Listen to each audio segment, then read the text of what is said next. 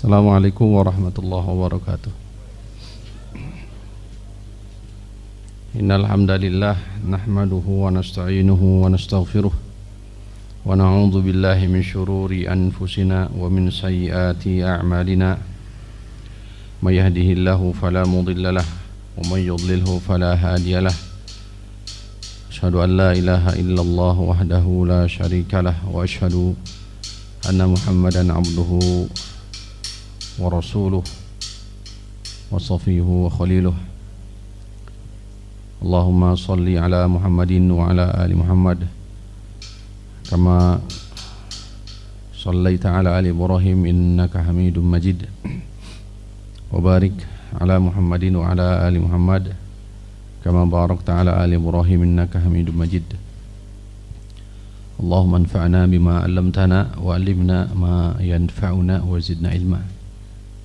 Allahumma inna na'udzubika min ilmin la yanfa' wa min qalbin la yakhsha' wa min nafsin la tasba' wa min da'watin la tustajabu laha. Allahumma amin. Kita panjatkan hadirin rahimani wa rahimakumullah, puji dan syukur kita kepada Allah Jalla fi'ula. Alhamdulillah sampai detik ini kita masih diberikan kesehatan, banyak kenikmatan, diberikan kekuatan untuk kembali hadir di majelis ilmu, di kajian intensif, di pembahasan kitab Ma'ariju Al-Qubul. Di antara perkara yang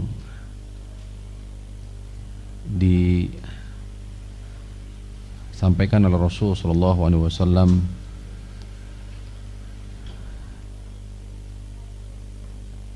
adalah doa agar kita senantiasa berlindung dari 4 hal sebagaimana tadi muqaddimah disampaikan.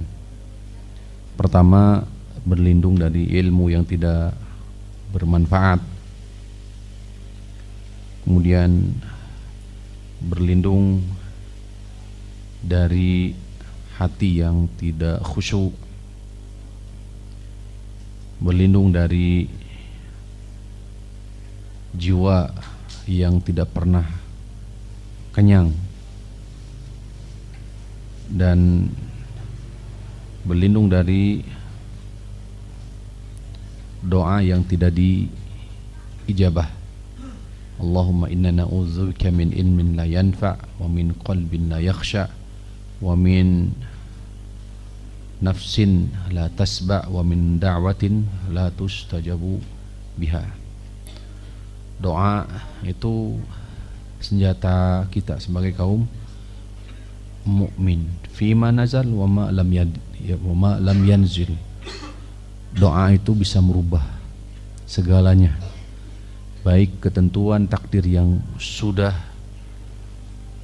turun sudah ataupun yang belum turun. Hadirin rahimani wa rahimakumullah, di antara asar para ulama salaf dahulu, sebut saja Imam Al-Khalil Al-Farahidi rahimahullahu taala.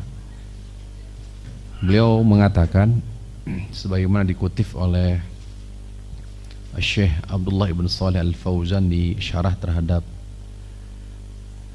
kitab Adabud Daris wal Mudarris, adab seorang penuntut ilmu dan termasuk juga guru dalam hal ini. Beliau menuturkan, ayyami arba'atun, hari-hariku itu ada 4. Ya, hari-hariku ada 4 atau 5 ya, nanti kita sebutkan. Jadi bukan 7 ya, tapi berapa? 4. Pertama, yaumun akhruju alqa ya.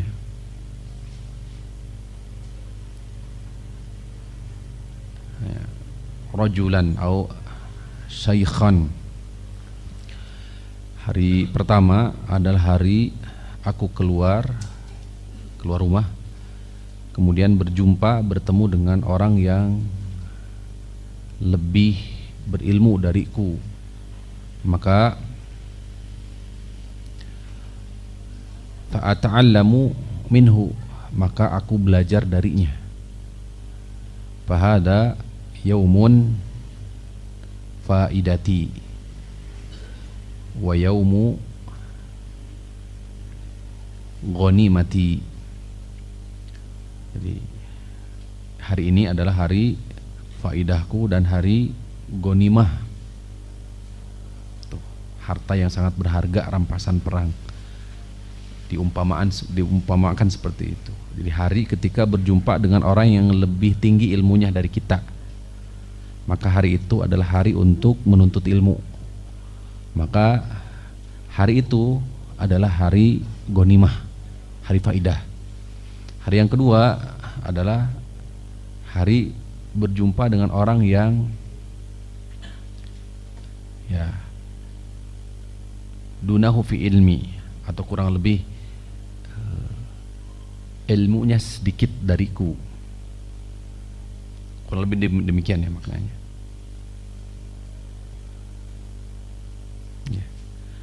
Fa'u'allimahu, maka aku ajarkan dia ilmu. Mengajar berarti. Fahada yaumu ajri, hari ini disebut hari pahalaku. Hari pahalaku. Yang ketiga, yaumun, hari alqa misli, hari ketemu, hari aku keluar dan berjumpa dengan orang yang semisal, setara denganku dalam ilmu. Setara denganku dalam ilmu, teman seperjuangan dalam menuntut ilmu umpamanya. Maka fa'udarisu fa'udzakiru ilmi, maka aku bermudzakarah,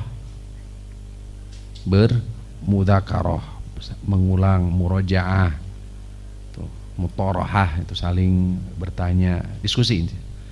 Fahada yaumu darsi, ini adalah hari pelajaranku. Yaumu darsi, hari pelajaranku, kata beliau. Yang keempat, yang terakhir,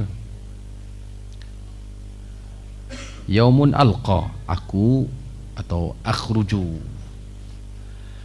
hari aku keluar dan berjumpa dengan orang yang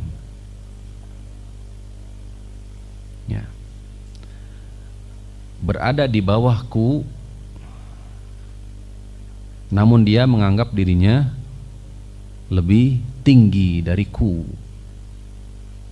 Kartos Pak? Pak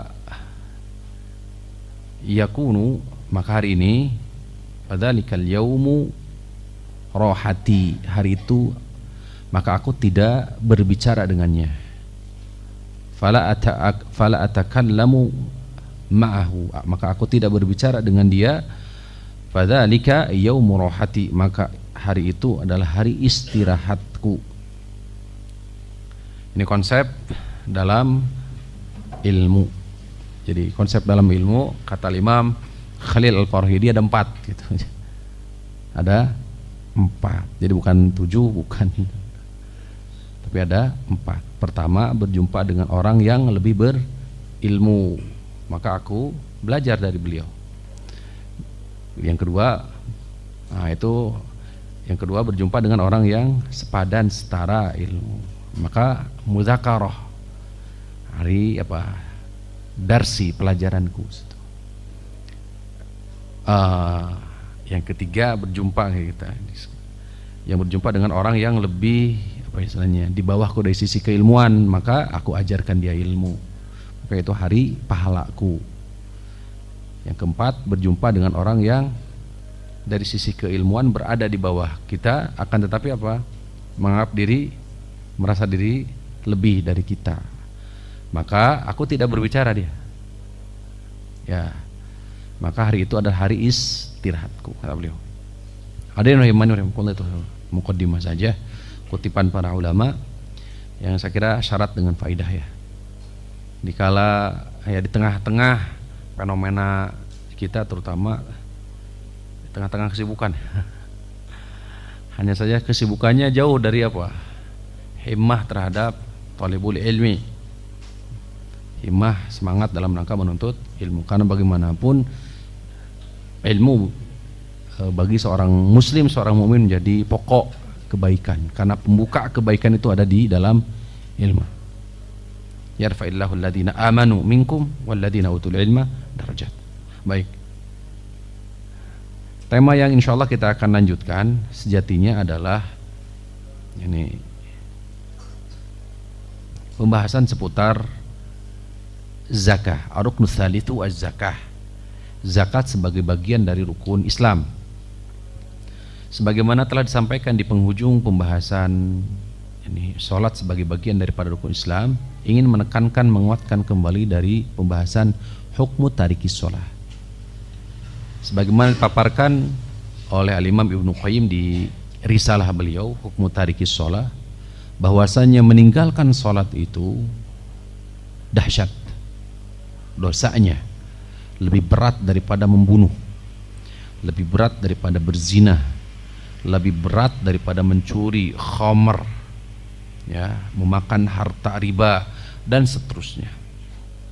Karena ternyata memang setelah digali oleh mu'allif rahimahullah ta'ala, kemarin disampaikan bahwa dalam sholat itu terdapat seluruh rangkaian ibadah.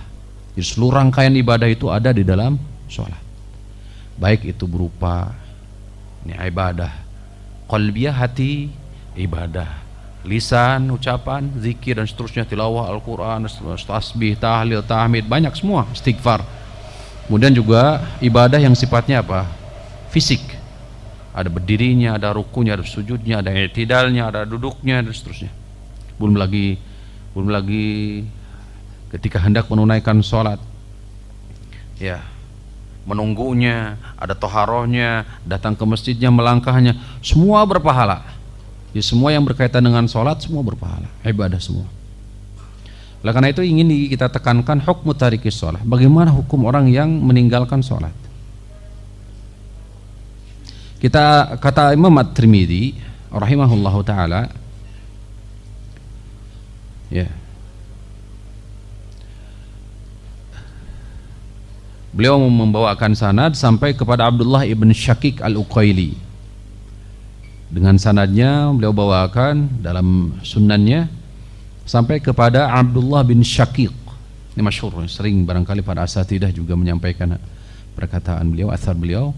Abdullah bin Syaqiq al-Uqaili qala kana ashabu Muhammadin, dahulu para sahabat Nabi Muhammad, dahulu para sahabat Nabi, la yarawna syai'an minal a'mali, tidak memandang suatu amalan.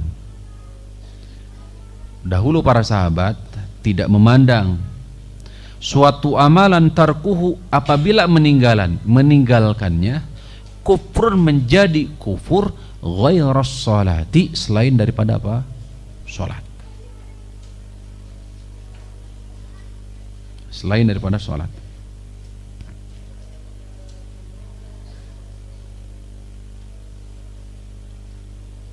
Ini di pembahasan hukum tarikus shalah. Demikian pula secara tasrih, secara lugas tegas di surah At-Taubah ayat 5 yang secara umum sudah disampaikan dalilnya oleh Imam Ibnu Qayyim. A'udzubillahi minasyaitonir rajim. Fa in tabu wa aqamus salata, ya, fa in tabu wa aqamus shalah fa ikhwanukum fid din ila akhiril ayat. Atau ayat 5. Apabila mereka bertaubat dan menunaikan sholat, bertaubat kemudian menunaikan apa? Sholat.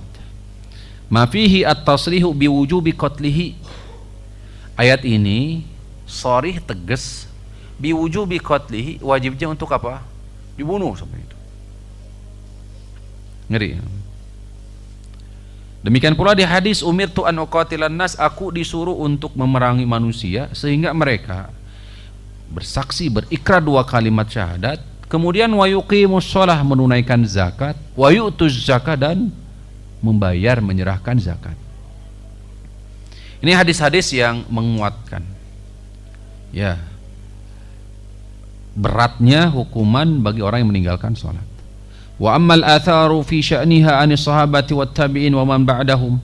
Athar dari kalangan sahabat, para tabi'in dan sepeninggal mereka, aktsaru min an tuhsara. Banyak banget, banyak sekali, tidak terhitung. Mereka telah sepakat ala qatlihi kufran.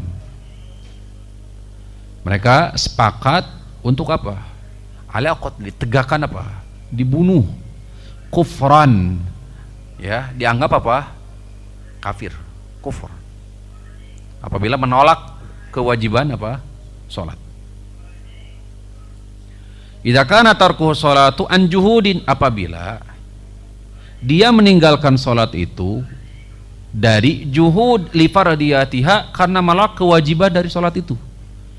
Jadi kalau dia menolak wajibnya salat, maka para ulama, dinukil oleh Imam Al-Hafidh Al-Hakami, beliau, para ulama semua sepakat bahwa itu kufur, kafir, karena menolak wajibnya salat. Karena salat datang setelah 2 kalimat syahadat, rukun Islam. Awis istikbaran anha, atau sombong, angkuh. Wa in qala la ilaha illallah, walaupun dia mengatakan la ilaha illallah. Lima taqaddama min al-ayati wal ahadis, sebagaimana yang telah lalu dari ayat dan hadis-hadis. Walidukhulihi, dan itu masuk ke dalam kategori al-mufariqu lil jamaah. Darah seorang muslim, kehormatan seorang muslim, harta seorang muslim itu terpelihara dengan 2 kalimat syahadat. Tuh. Asamu minni dima'ahum wa amwalahum illa bihaqqil Islam. Kecuali dengan hak Islam. Oleh para ulama keluarkan kemudian hadis Nabi SAW. Hak Islam yang dimaksud apa? Ada di dalam hadis Nabi SAW, la yahillu damu mri'in muslimin illa ihda thalath. Tidak halal darah seorang muslim kecuali 1 dari 3. As-sayyibu zani, ya, orang tua atau orang muhsan yang sudah menikah kemudian berbuat zina, maka apa had hukumannya? Rajam, dirajam, ya, dikubur sampai apa, seluruh tubuh kecuali apa? Kepala, dan dilempari batu. Tuh. Biar apa? Biar terasa oleh seluruh jasad, karena perbuatan zina itu dirasakan oleh seluruh jasad. Al jaza min jinsil amal, balasan sesuai dengan amalan. Kemudian an-nafsu bin nafsi, kisos, jiwa dengan jiwa. Yang ketiga, at-tariku lidinihi al-mufariqu lil jamaah, meninggalkan agama dan berlepas diri dari jamaah kaum muslimin. Maka dianggap ini yang ketiga. Jadi menolak wajibnya salat, fardiyati shalah, itu dimasukkan ke dalam kategori al-mufariqu lil jamaah. Dianggap sudah memisahkan diri dari jamaah. Tuh, dianggap murtad. Tuh, tentu ada syarat-syarat nanti. Wa fi qawlihi man baddala dinahu, demikian pula di hadis, man baddala dinahu faqtuluhu, siapa yang mengganti agamanya, faqtuluhu, maka bunuhlah dia. Ya, harus betul-betul dipahami, ya, bahwa untuk menerapkan had ini adalah bukan personal, akan tetapi ya, di bawah naungan apa? Syariat, atau penegak hukum secara yang menunaikan syariat Islam tentu. Pemimpin, ya, karena pemimpin itu tugasnya adalah tanfiz. Ya, dahulu ada umara, ada ulama, ada umara, harus betul dipahami. Ada ulama dan umara. Harus betul-betul pahami tugas kepada ulama dan umara. Apa tugas ulama? Sebagai warasatul anbiya, pewaris para nabi, yang tugasnya para nabi itu diampu oleh siapa? Para ulama, yaitu menjelaskan syariat, memaparkan syariat, dan menjelaskan sejelas-jelasnya mana hak dan mana batil kepada umat. Itu tugas siapa? Ulama. Tuh. Maka seorang ulama itu memiliki tugas berat sejatinya. Tidak boleh kitmanul ilmi, tidak boleh sampai menyembunyikan apa? Ilmu, hak, kebenaran. Karena itu karakteristik kaum Yahudi. Mereka itu punya ilmu, tapi apa? Mereka sembunyikan. Istikbaran, hasadan, min indi anfusihim. Karena hasad, karena keangkuhan, kesombongan. Maghdub, dimurkai oleh Allah Subhanahu wa taala. Tuh, ini tugas para ulama. Hanya saja musibahnya para ulama 3. Kematian, lupa, yang ketiga jabatan. Ini muskilah, musibah. Jadi musibahnya para ulama itu 3. Kematian, lupa, kemudian apa? Jabatan. Berat.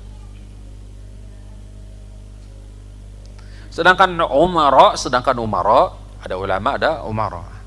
Sedangkan umara tugasnya adalah apa? Tanfiz syariat. Kalau tadi menjelaskan, itu tugasnya para ulama, menyampaikan syariat. Sedangkan para umara, pemerintah, pemimpin, ulil amri dalam hal ini memiliki tugas sebagai tanfiz, pelaksana dari syariat. Oleh karena itu bapak-bapak, ibu-ibu terutama, bapak-bapak terutama, karena ar-rijalu qawwamuna 'alan nisa. Ya, laki-laki ada sebagai apa? Pemimpin. Disebutkan juga di hadis, idza wusidal amru ila ghairi ahli pangtadris sa'ah. Kalau diberikan amanah itu kepada bukan ahlinya, tinggal ditunggu. Tuh.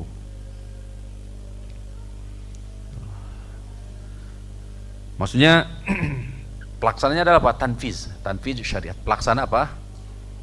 Syariat. Sehingga terlaksana atau tidak syariat berada di pundak siapa? Pemimpin. Sehingga berat beban tanggung jawab yang dipikul oleh siapa? Oleh karena itu bapak-bapak jangan apa istilahnya? Jangan berlomba-lomba begitu. Ya. Jadi apa?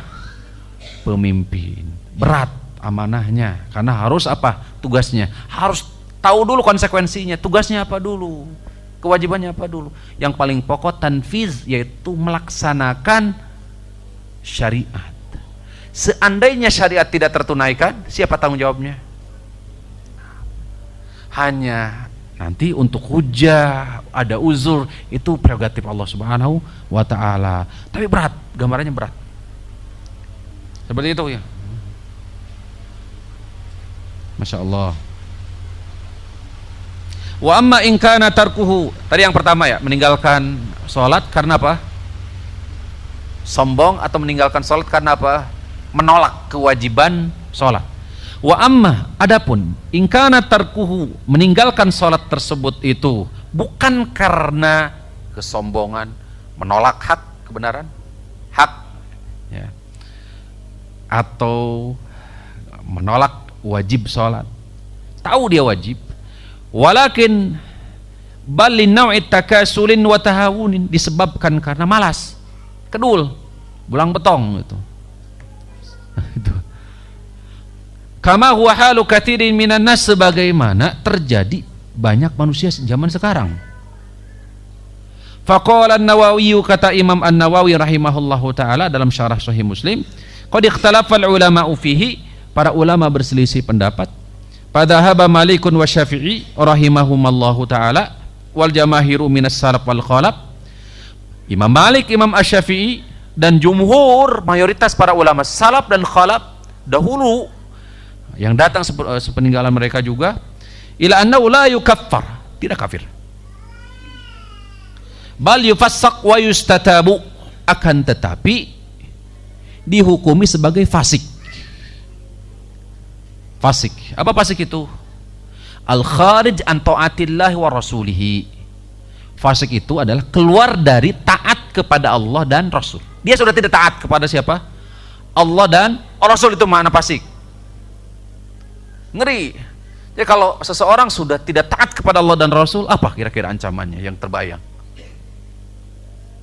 Neraka ancamannya.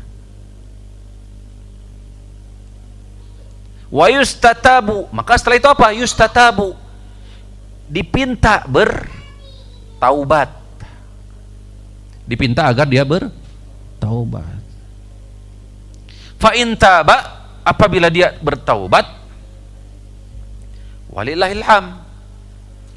Wa illa, jika tidak bertaubat, ini karena malas ya, kata Imam An-Nawawi, wa illa, jika tidak, qatalnahu haddan kazzani al-muhsan walakinnahu yuqtalu bisayf. Orang yang sholat karena malas dihukumi tidak kafir tapi fasik. Apa definisi fasik tadi? Keluar dari taat kepada Allah dan Rasulnya. Satu. Kemudian apa konsekuensi selanjutnya? Yustatabu, diistitab. Apa istitab itu? Dipinta agar dia taubat. Ya. Apabila taubat, nikmat. Jika tidak bertaubat, wa illa qatalnahu haddan, maka kami bunuh. Maksudnya apa, siapa? Nih, pemerintah, pemimpin di bawah naungan syariat. Haddan sebagai bentuk had, hukuman, kazani, percis seperti zina, pelaku zina, al-muhsan yang sudah menikah. Apa tadi disebutnya? Rajam. Walakinnahu, tapi caranya tidak seperti rajam. Karena rajam tadi itu dirasakan oleh seluruh jasad. Ini tidak. Yaitu apa? Darbul unuq, yaitu dipenggal besar sini supaya cepat. Bapak, ibu-ibu, kabayang ke atas? Supaya kita tidak menganggap apa? Enteng dan sepele apa? Sholat. Meninggalkan sholat itu sampai gitu para ulama itu. Imam Malik, Imam Syafi'i, dan mayoritas para ulama salaf. Wa dhahaba jama'atu minas salafi ila annahu yukaffar wa huwa marwiyun an Ali ibn Abi Thalib karamallahu wajhah wa hiya ihda riwayataini an Ahmad bin Hanbal. Di pendapat yang lain dianggap kafir walaupun hanya sebatas apa tadi? Kaslan, malas, tahawunan, menganggap enteng, remeh itu sholat. Seperti apa sih menganggap remeh itu? Subuh, isuge papang hide jeung subuh gitu. Oh ya. Padahal catatan hari ini itu sudah diserahkan. Ya. Jadi hari besok itu hari yang baru, catatan baru. Di waktu sholat asar, di waktu apa? Subuh itu sudah diserahkan setiap harinya. Sehingga Allah nanti bertanya kepada malaikat, sedang apa engkau dapati hamba? Maka sedang sholat. Ngeri. Di salah satu riwayat Imam Ahmad juga demikian. Dianggap apa? Yukaffar, dianggap apa? Kafir bahkan. Dan ini disinyalir pendapatnya siapa? Ini Ali bin Abi Thalib. Ya, kemudian juga wabihi qala, demikian pendapatnya juga dikatakan Abdullah ibn Mubarak, Ishaq ibn Rahawai, wa huwa wajhun li ba'di ashabi Syafi'i, dan ini juga sisi pendapat sebagian dari madhab Imam Syafi'i ridwanullahi alaihim. Wa dhahaba Abu Hanifah wa jama'atu min ahli al-Kufati wal Muzani sahibus Syafi'i. Imam Abu Hanifah, kemudian juga ashab Kufah, penduduk Kufah, dan Imam Al-Muzani, ya. Imam ini Al-Muzani. Al-Muzani ini paman dari Imam At-Tahawi, ya. Kurang lebih ya demikian. Ya, akidah Tahawi, ya. Akidah Tahawi, ya. Imam Al-Muzani. Imam Muzani madhab Syafi'i. Imam Tahawi madhab Imam Abu Hanifah. Tidak taklid. Keluarganya Syafi'i, ibunya belajar dari Imam Syafi'i langsung. Ya, dan beliau sendiri belajar dari Imam Muzani Syafi'i. Tapi karena beliau melihat Imam Muzani sering banyak melihat membaca referensi dari madhab Imam Abu Hanifah, maka beliau loncat membaca buku karangan atau kitab karya siapa? Imam Abu Hanifah. Sehingga beliau apa akhirnya? Berpindahlah ke mazhab Imam Abu Hanifah. Padahal keluarganya seluruhnya mazhabnya apa? Syafi'i. Maka tidak apa istilahnya? Tidak taklid, tidak guru. Beliau mencari apa? Hak, kebenaran situ. Ini biografi Imam At-Tahawi. Nah, di sini ada Imam Al-Muzani ya. Ila annahu la yukaffar, tidak dikafirkan. Jadi Imam Abu Hanifah ya. Kemudian juga apa tadi? Imam Al-Muzani, Syafi'i itu tidak dikafirkan, tidak dianggap kafir meninggalkan salat karena apa? Malas tadi. Wala yuqtalu, tidak juga tidak dibunuh. Bal yu'azzaru wa yuhbasu hatta yusalliya. Akan tetapi yu'azzar, ditakzir, diasingkan atau dikurung hatta yusalliya, sampai apa? Salat. Itu. Ya kalau ada orang yang tidak salat bagaimana di mazhab ini? Imam Abu Hanifah diasingkan, dipenjara. Dipenjara sampai akhirnya dia mau sholat. Sampai segitunya Bapak. Oh ibu-ibu. Oleh karena itu kenapa di pekan kemarin kita sampaikan pembahasan ini penting untuk tekankan. Qala rahimahullah ta'ala, Imam An-Nawawi juga mengatakan, melanjutkan, wahtajja man qala bi kufrihi. Beliau mengeluarkan dalil-dalil. Mengeluarkan apa? Dalil-dalil. Baik. Kita masuk di pembahasan kita insyaallah taala az-zakah. Mudah-mudahan tadi yang sedikit pembahasan seputar hukum meninggalkan sholat bisa dipahami. Ya, bisa apa istilahnya? Ya menguatkan ya, menjaga ya. Ar-ruknu tsalisu az-zakah. Wa amma az-zakatu faqad dzakaraha fi nususis sholati wa ghairiha. Zakat sejatinya dalam pembahasan sholat juga sudah dikaji, dibahas. Di pembahasan syahadat juga sudah, di mana syahadat, sholat, zakat itu selalu disandingkan. Ya, sholat dan zakat senantiasa disandingkan. Oleh karena itu ketika para ulama membahas kenapa sholat dan zakat selalu disandingkan, kenapa? Sholat hakullah, hak berkaitan dengan siapa? Allah. Zakat hak berhubungan dengan siapa? Sesama manusia. Maka oleh karena itu ini sebuah isyarat bahwa harus baik hubungan kita dengan siapa? Allah, hablum minallah, demikian pula hablun minannas. Dua hal yang banyak memasukkan surga itu at-taqwa wa husnul khuluq. Takwa dan akhlak terpuji. Hubungan dengan Allah baik, hubungan dengan sesama manusia juga baik. Wa mimma yata'allaqu biha ala infiradihi. Kemudian mu'allif rahimahullah ta'ala membawakan pembahasan baik dari ayat ataupun hadis secara mandiri atau penyebutannya secara tunggal, tidak disandingkan dengan zakat, salat ya. Atau ayat 103.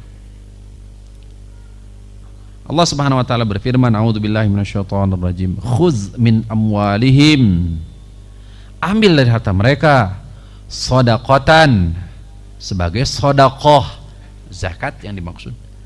Tutahhiruhum wa tuzakkihim, ya, mensucikan mereka, wa tuzakkihim, dan apa? Tazkiyah, hampir mirip, mensucikan, membersihkan. Wa shalli alaihim, dan doakan mereka. Inna salataka sakanun lahum, sesungguhnya doamu sakanun lahum, ketenangan bagi mereka. Ya, wallahu samiun alim. Bahkan di surah Al-Mu'minun, ya, para penghuni surga Firdaus, di antaranya walladzina hum lizzakati fa'ilun, yaitu orang-orang yang senantiasa menunaikan apa? Zakat. Demikian pula celaan terhadap orang kafir. Wailul lil musyrikin alladzina la yu'tuna zakah. Celaka bagi kaum musyrikin yang tidak menyerahkan zakat. Fusilat ayat 6 ya 7. Walaupun ayat tadi menjelaskan tentang zakatun nufus, zakatnya jiwa. Fahiya amatun li zakatil amwadi aidan, maka mencakup pula zakat berkenaan dengan harta. Wa qad fussirat biha, sebagaimana tafsirkan juga ke sana arahnya. Di surah At-Taubah, nah ini juga surat ini oleh para ulama sering dikutip, terutama di pembahasan mani'uz zakah, yaitu orang yang menghalangi ataupun enggan untuk menyerahkan zakat. Disebutkan Imam Az-Zahabi di kitab Al-Kabair, ya, di kitab Al-Kabair, At-Taubah ayat 34-35. Tapi saya kira itu saja dulu. Kita lanjut biidznillah taala setelah salat. Wassallallahu ala nabiyina Muhammadin wa ala alihi wasallam.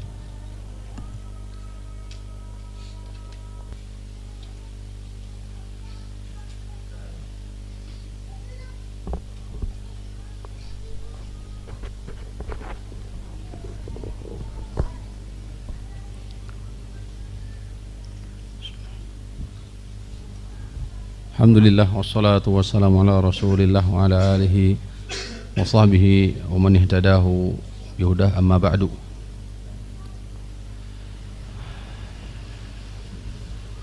Secara bahasa zakat memiliki makna an-numu, at-taharah wa ziyadah.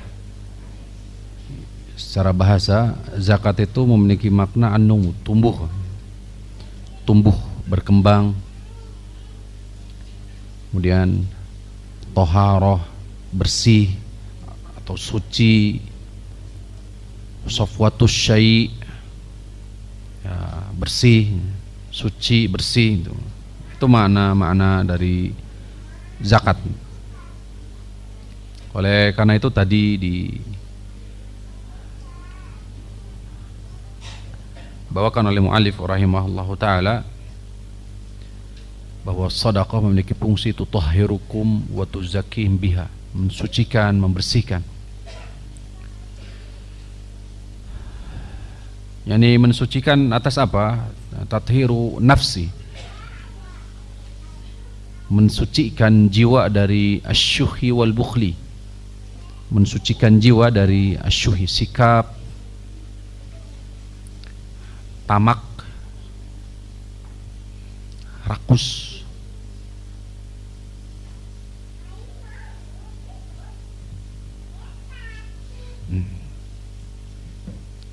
Wal bukhli, dari sikap bakhil juga, membersihkan sifat bakhil. Karena di hadis dikatakan, ya, ancaman orang yang bakhil itu la yadkhulu al-jannata al-khibu wal bakhilu wa su'u al-mamlakati atau su'ul malakati. Walaupun sanad hadis ini dianggap lemah, akan tapi dikuatkan oleh redaksi-redaksi yang lain bahwa tidak akan masuk surga tiga kelompok manusia. Pertama adalah orang yang mencari-cari atau orang yang menebarkan fitnah atau penipu, al-bikhu. Yang kedua adalah al-bakhil. Yang kedua adalah orang yang bakhil. Yang ketiga adalah orang yang buruk terhadap siapa yang berada di bawah tanggung jawabnya. Di surah An-Nisa ayat 36, asyaratul hukuk, 10 hak yang wajib diketahui oleh manusia, 10 hak. Surah An-Nisa ayat 36. Salah satu yang disebutkan wa ma malakat aymanukum, apa yang dimiliki oleh tangan kalian. Maka banyak sekali di situ masuknya hamba, karyawan, termasuk hewan peliharaan masuk di situ.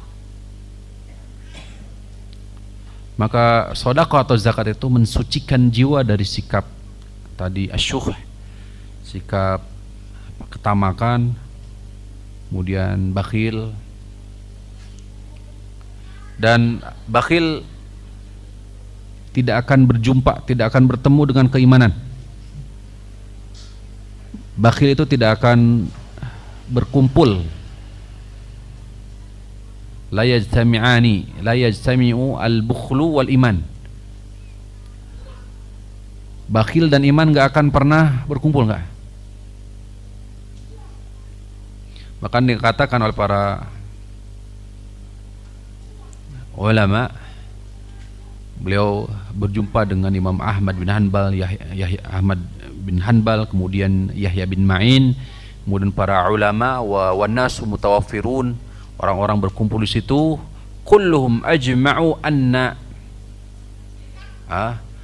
salihan la yabkhal, aku lebih demikian. Mereka menganggap, mereka telah sepakat bahwa orang soleh tidak bakhil. Orang yang soleh itu tidak bakhil. Jadi kalau bakhil nggak soleh dia. Itu juga.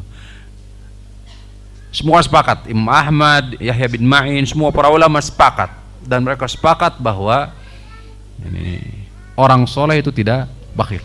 Jadi kalau masih bakhil, belum apa? Soleh. Oh, belum aman, ngeri ya. Makanya tadi dikatakan tidak akan berkumpul. Jadi berkumpul dua hal, itu al-bukhlu dan iman.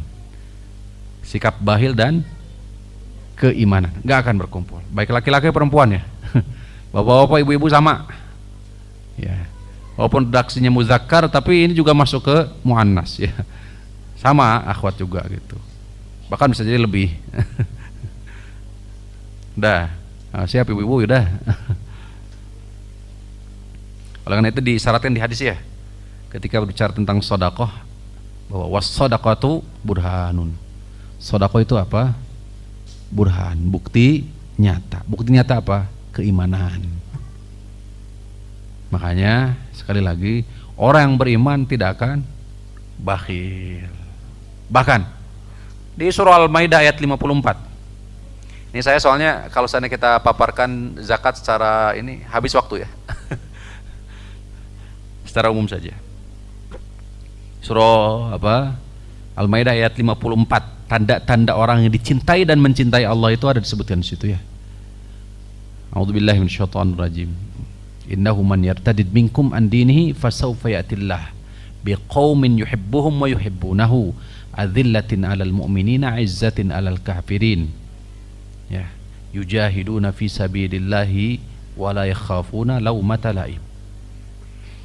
Di antara orang yang dicintai oleh Allah, kemudian Allah pun cinta kepada mereka adalah orang yang apa?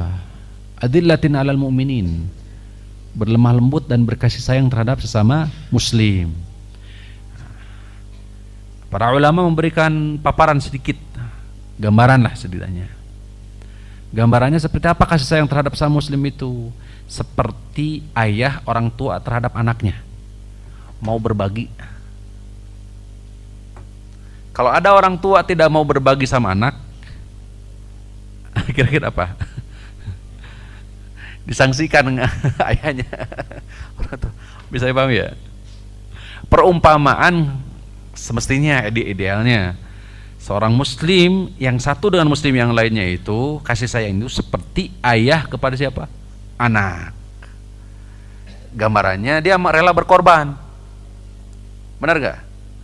Kalau bapak sebagai orang tua atau ibu tidak mau berkorban untuk anak, waduh, bahaya kan nama itu. Iya. Maka gambaran seorang mukmin terhadap mukmin yang lain itu semestinya demikian. Berat Pak? Oh berat. Berat. Tapi itu mudah bagi siapa yang diberikan taufik oleh Allah ya. Dan keras dan tegas kepada siapa? Kafir. Dibalik ke zaman sekarang. Balik. Wajahiduna fi sabilillah, berjihad. Yang ketiga berjihad fi sabilillah, berjihad di jalan Allah, sungguh-sungguh dalam beramal soleh di jalan Allah. Kemudian wala yakhafuna laumata laim, tidak takut, tidak gentar celaan, makian, sindiran dan seterusnya. Nah, itu sunatullah yang seperti itu. Siapa yang meniti jalan anbiya war rusul pasti akan mendapati dan mendapatkan. Ini sudah sunatullah, itu fitrah, itu fitrah kategorinya. Pasti akan mendapati dan mendapatkan, menghadapi seperti apa yang telah dihadapi didapati oleh siapa? Para nabi dan rasul. Cemoohan, ejekan, sindiran, fisik bahkan. Sunnatullahi seperti itu. Harus tegar. Kudu ingat karena apa? Nikmat usia gitu. Kudu ingat kadinya gitu. Usia kita itu kudu. Dah, lanjut. Dan sedekah ataupun zakat itu tathiru nafsil fakir minal hasad. Itu membersihkan jiwa, membersihkan orang fakir dari sifat hasad dengki. Bahkan bisa jadi ainul hasid. Penyakit ainul hasad, penyakit orang ainul hasad itu mungkin ditebar, mungkin muncul disebabkan oleh apa? Bakhil bisa jadi, atau tamak bisa jadi kita terhadap dunia. Ngeri. Dan seterusnya banyak banget faidah daripada zakat ataupun sedekah. Tentu yang paling utama bagian daripada rukun Islam. Bagian daripada rukun Islam. Nanti insya Allah di pertemuan berikutnya kita akan membahas bagaimana hukum orang yang bakhil, enggan untuk mengeluarkan apa? Zakat. Kemudian ketentuan-ketentuan apa yang harus diperhatikan terutama dalam zakat. Secara umum hal-hal yang harus diperhatikan dalam zakat itu ada ketentuannya. Ada apa istilahnya? Ada nisabnya. Semua komoditi zakat itu ada nisabnya, kecuali apa? Semua ada zakat, ada nisabnya, kecuali zakat apa? Zakat apa, Bu? Bukan zakat fitrah. Iya benar sih, zakat fitrah emang gak ada nisabnya. Tapi zakat apa? Zakat ziraah ya, pertanian ya. Zakat apa? Ziraah, pertanian. Yauma hisadihi, di hari apa? Memanen. Di hari panen baru dikeluarkan zakatnya. Jadi gak ada afan haul itu ya. Salah, itu haulnya, batasan haul. Jadi semua ada haulnya, yaitu hitungan 1 tahun, bulan Hijriyah. Ya. Semua ada nisab, kalau nisab ada, kecuali haul di zakat apa? Pertanian tidak ada. 1 tahun. Kemudian juga ketentuan yang lain selain nisab ada haul, berarti harus pastikan terlebih dahulu nisabnya, kemudian pastikan juga haulnya. Yang ketiga adalah apa? Milkut tam. Harus dalam keadaan milkut tam. Komoditi zakat tersebut itu milkut tam, dimiliki secara utuh, sempurna. Dimiliki secara sempurna. Itu. Ya, sehingga apa? Kalau sudah kemudian disandingkan dengan 3 syarat yang tadi. Kalau dipaparkan panjang ya. Kemudian berikutnya adalah kalau berbicara tentang zakat, berbicara tentang harta lebih. Harta lebih. Bukan harta yang hajat kebutuhan. Ya. Tuh, yang digolangkan. Ya. Yang disimpan, ya, seperti itu. Kurang lebih demikian Bapak-bapak, Ibu-ibu seputar tentang